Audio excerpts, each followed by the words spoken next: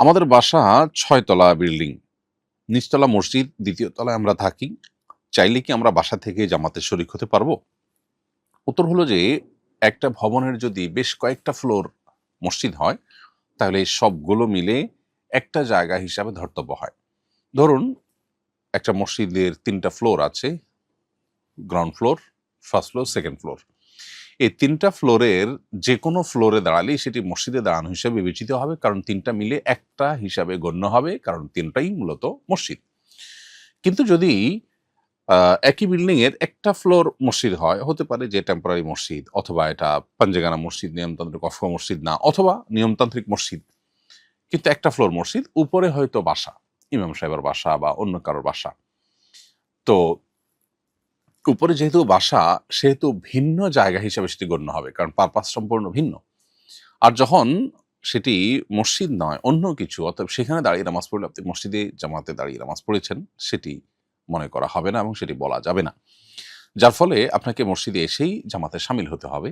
আপনার বাসা থেকে আপনি শামিল হতে পারেন না। ঠিক একইভাবে মসজিদের ঠিক আশেপাশে ডানে বামে অথবা পূব দিকে যে সমস্ত বাসাবাড়িগুলো আছে, বিশেষ করে ঢাকা শহরে আমরা জানি যে খুব লাগোয়া বিল্ডিংগুলো।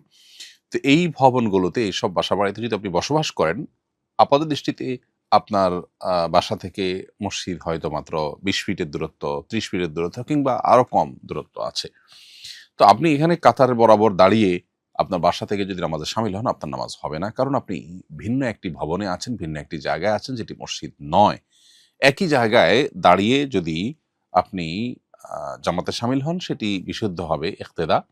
আর যদি জায়গা ভিন্ন হয়ে যায়, ইমাম সাহেব এক জায়গায়, আপনি আরেক জায়গায়। ইমাম সাহেব মসজিদে আছেন, আপনি আরেকটা ভবনে আছেন।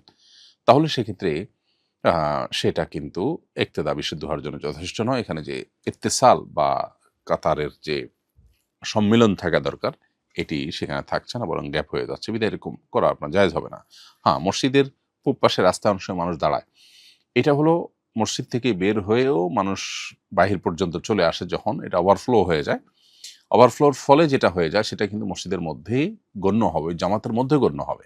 কিন্তু যখন ভিন্ন ভবন থাকে, তখন সেটা কোনোভাবে ওভারফ্লো হয়ে ওখানে গেছে এবং ওইটা কানেকশন আছে সেরকমটি বলা যাচ্ছে না। কিন্তু রাস্তা যারা দাঁড়ায় তাদের সাথে মসজিদের সাথে কানেকশন থাকে প্রত্যক্ষভাবেই। অতএব আপনি মসজিদে এসেই জামাতে শামিল হতে হবে।